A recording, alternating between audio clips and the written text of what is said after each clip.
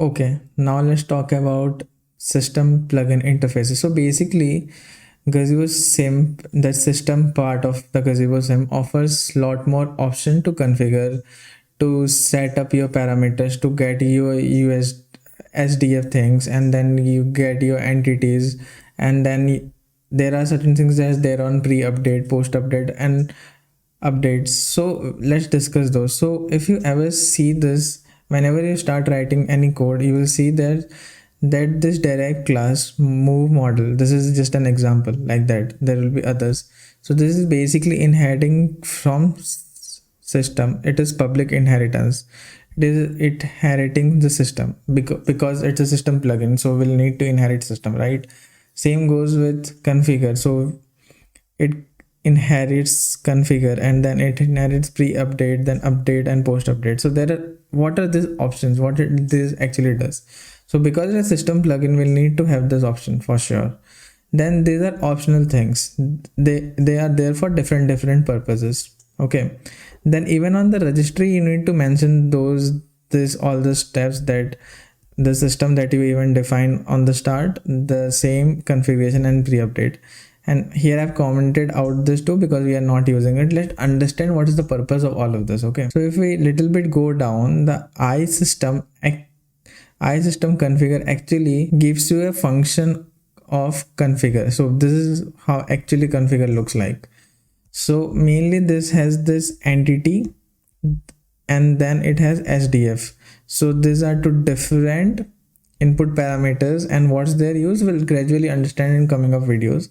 But the important thing is, if you see in the iSystem, what this does is this actually gives you function for configure.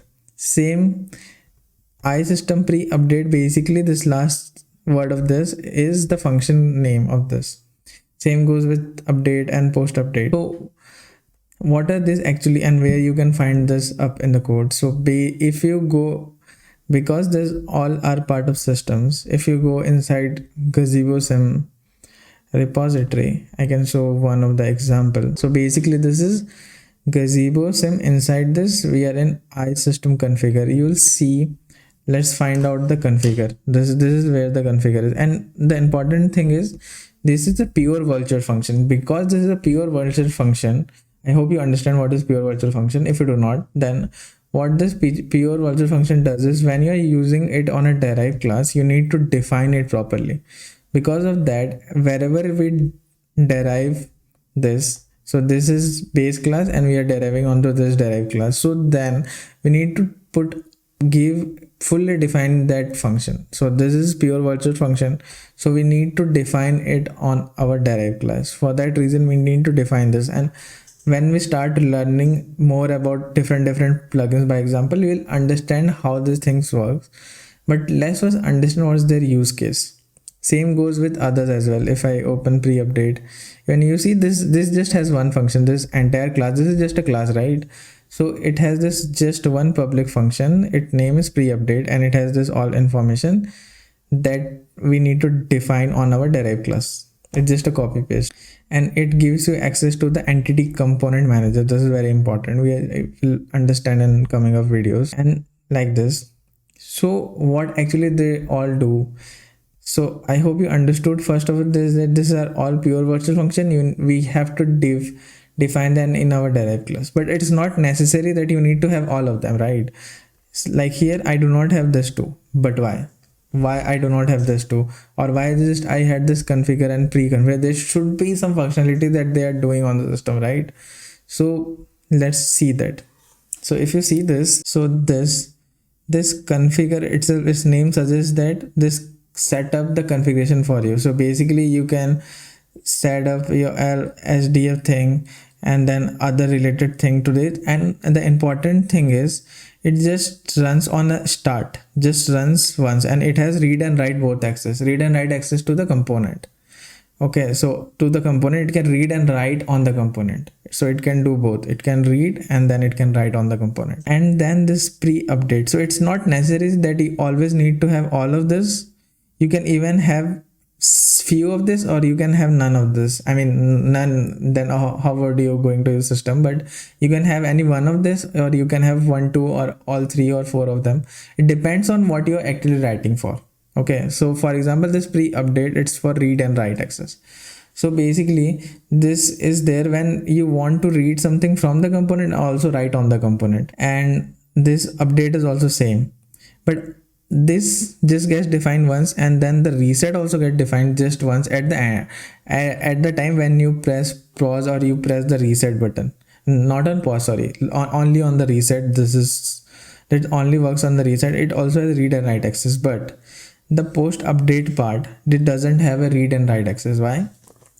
So this has read access, so you can already read from the component.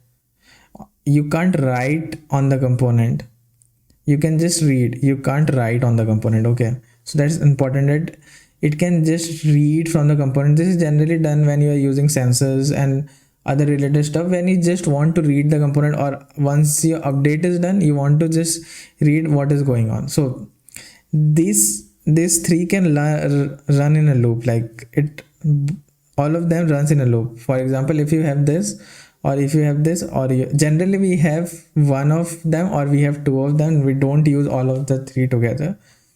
Okay, but this all in itself, it runs in a loop. For example, when your system start, then it just configure once, then it comes to here, then this runs, then this runs, then this runs. If these two are not there, then just this is going to run, and then it is again going to loop, and it's again going to loop. So it runs on the loop.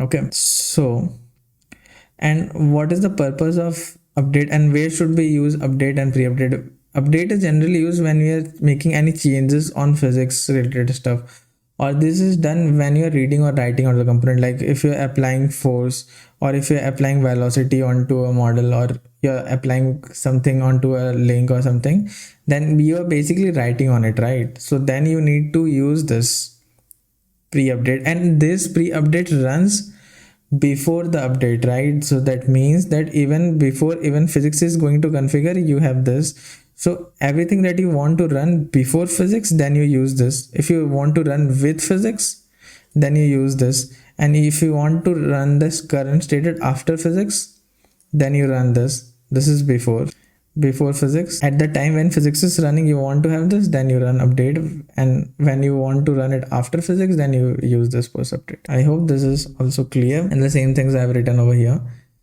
So as this is for SDF file and entity, all those things, this is just for configuration. And then pre-updates, so it's running anything before physics. This is when you are running on the physics time. Okay, then after this is once you are done with running the physics, and then it only runs on the research step. So if you want to read the full documentation on it, then you can check this Gazebo Sim documentation out. It has all of the details I told you, with some other details of time and other things. You can read about them. It's normal thing, nothing special about it. It just mentioned that it's updates on the same time when this is running. This is also on same time. This is also on same time. So these are thing, and it also given up some example around it. You can check this out. So I hope this is also clear. So see you next time.